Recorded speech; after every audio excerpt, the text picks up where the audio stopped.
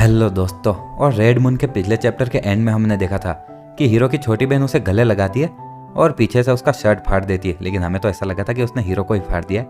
अब आगे चैप्टर 9 की शुरुआत में हम देखते हैं कि हीरो की शर्ट पीछे से फट चुकी होती है और उसकी बहन उसकी शर्ट के पीछे खतरनाक सा स्कार लगा होता है उसकी पीठ पर। वो कहती, बड़े भाई वो स्कार, क्या इसमें अभी भी तुम्हें दर्द होता है?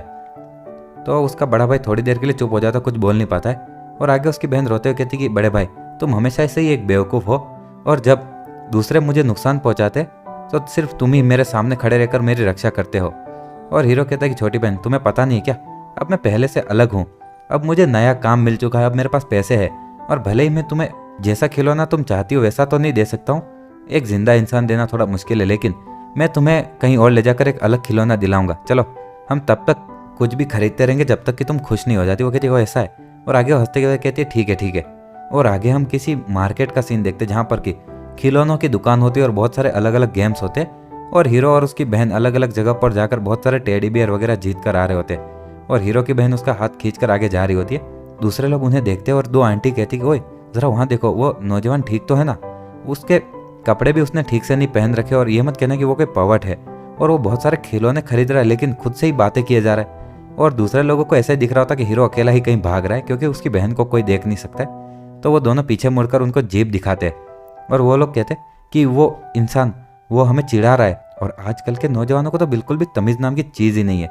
आगे हम देखते कि हीरो और उसकी बहन एक जगह पुल के वहाँ पर खड़े होते, और ब्रिज के ऊपर हीरो की बहन बैठी बैठी जितने भी टेडी बियर्स उन्होंने लिए होते उनके सिर वगैरह फाड़ रही होती है और उनके टुकड़े टुकड़े कर रही होती है, और वो चिल्लाती कि इसमें बहुत ज़्यादा मज़ा आ रहा है, इतने सारे खिलौने, और इसी के साथ वो बहुत ज़्यादा खुश हो रही होती है। हीरो वो सब देख रहा होता है। उसकी छोटी बहन कहती है बड़े भाई मैं बहुत ज़्यादा खुश हूँ। और आगे हीरो कहता है तो क्या अब तुम मुझे अपनी ताकत इस्तेमाल करने दोगी? उसकी छोटी बहन कहती है कि मेरे बेवकूफ़ भाई, क्या तुम्हें पता नहीं था कि तुम ज़बरदस्ती भी मेरी ताकतों का इस्तेमाल कर सकते हो? हीरो कहता है कि मुझे पता है, लेकिन मुझे फिर भी तुम्हारा एग्रीमेंट चाहिए। उसकी छोटी बहन मुस्कुराती और कहती है कि जब भी तुम्हें मेरी ज़रूरत पड़ेगी तुम मुझे अपने पास में ही पाओगे। और इसी के साथ वो दोनों एक दूसरे को ताली मारते हैं, और हीरो कहता है ठीक है तो ये एक वादा रहा। और आगे हीरो कहता है लेकिन मेरे कपड़ों का क्या जो तुमने फाड़ दिए, मेरे पास सिर्फ यही एक जोड़ी कपड़े थे और अब मुझे कल काम पर भी जाना है। वो कहती बड़े भाई तुम इन्हें वापस सिल लेना ना अपने आप ही। आगे हम देखते हैं कि वो औरत गाड़ी में कहीं जा रही होती है और उसको कोई बोल रहा होता है जब से हमने जो डॉक्यूमेंट चेक किया उसके हिसाब से जब से ये रेड मून का वो अनाथालय बना है, लूज जिन मतलब कि हमारा हीरो उसको फंड दे रहा है और पैसे दे रहा है, और शायद ये इसलिए भी हो सकता है क्योंकि वो भी पहले एक अनाथ था और इसलिए उसे उन लोगों के लिए थोड़ी सिंपैथी हो। लेकिन लीडर चेन एक सब्जेक्ट को हमारे ऑपरेशन ग्रुप में इस तरह से खींचना, इसमें हमें बहुत ज़्यादा सावधानी रखनी चाहिए। और क्या सच में आप पक्का कह रही हो कि आप ये करना चाहती हो? वो औरत कहती कि हाँ मुझे अपने डिसीजन पर पूरा भरोसा है। और आगे उसको कोई ब्लूटूथ में बोल रहा होता है कि कैप्टन चेन ये कुछ ज़्यादा ही लापरवाही नहीं हो जाएगी, हमें पहले उसे हमारे कैपिटल में ले जाना चाहिए और बाकी सारे फाइनल टेस्ट वगैरह इस्तेमाल करके चेक करना चाहिए कि कहीं वो अपना कंट्रोल खो तो नहीं रहा है, आफ्टर ऑल वो एक पॉल्यूशन है। तो वो औरत कहती बहुत हुआ, और जब मैं एक बार वापस जाऊंगी तो मैं पर्सनली हमारे प्रोफेसर भाई से बात कर लूँगी।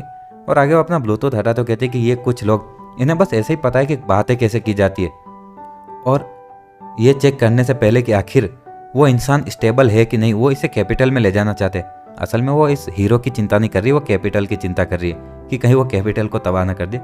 आगे वो कहती है कि आखिर इतना सारा कहना कि लूज जिन पागल है और ऐसी चीज़ें देखता है, और आजकल हम जितने भी लोगों को हमें शामिल कर रहे हैं उसमें से कौन नॉर्मल है।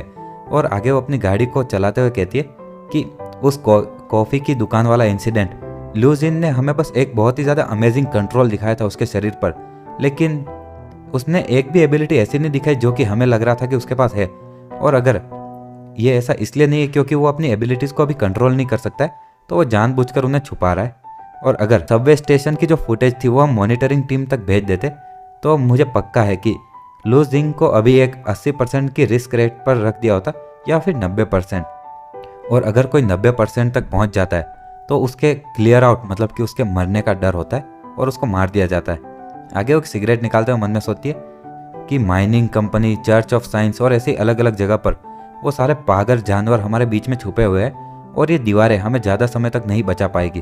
और आगे वो मन में सोचती कि अभी हमारे इस क्वेंगवेंग शहर में जो प्रॉब्लम्स है और ये अभी जिस तरह की तकलीफ़ों से गुजर रहा है, और इसलिए हमारे पास ये ऐसा ऑप्शन नहीं कि हमें क्या चुनना है, हमारे पास सिर्फ एक ही ऑप्शन है और कोई पागल इंसान ही इन जैसे जानवरों से लड़ सकता है। आगे हम अगले दिन सुबह का सीन देखते हैं हमारे हीरो के घर का, जहाँ पर कि उसकी छोटी बहन और उसकी मम्मी के साथ में वो बैठकर टेबल पर खाना खा रहा होता है। उसकी मम्मी कहती कि लो, क्या तुम अब अपने नए जॉब पर जाने की तैयारी में हो?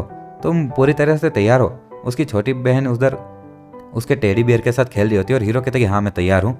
और आगे उसकी मम्मी उसको और खाना देते हो, कहती कि लो, अब तुम बड़े हो चुके हो और अब तुम दो काम एक साथ में कर रहे हो, तो तुम्हें और ज़्यादा खाना खाना चाहिए, क्योंकि खाने के बाद मेरे पास तुम्हारे लिए एक प्रेजेंट है और गिफ्ट देना है मुझे। वो कहता है गिफ्ट? और आगे वो कहती कि हाँ बिल्कुल, और एक खास करके तुम्हारे नए काम के लिए मैंने तैयार किया है। और तभी दरवाज़ा खुलता है और उसका पापा वहाँ पर आता है और कहता है कि सब लोग कचरे और सबको मर जाना चाहिए। और आगे वो चिल्लाता है, तुम्हें पता है ना वो लोग तुम्हारा इस्तेमाल कर रहे हैं और फिर भी तुम इस काम को करने की इतनी जल्दबाजी में हो, और तुम सबसे ज़्यादा बेकार हो। मुझे यकीन नहीं होता कि मुझे ये तुम्हें बताना पड़ रहा है कि तुमसे झूठ बोला जा रहा है और तुम्हें उन सभी लोगों को काट देना चाहिए। और इसी के साथ हमारा ये चैप्टर भी यहीं ख़त्म होता है। मुझे पता है वीडियो छोटी है, पर क्या करूं, मैं रेड मून को अब जल्दी ख़त्म करने के बारे में सोच रहा हूँ ताकि मैं एक न्यू महानवा स्टार्ट कर सकूं। अगर आपको वीडियो पसंद आती है तो लाइक, शेयर एंड सब्सक्राइब करना। मैं डेली ऐसी वीडियोस लाता रहता हूँ।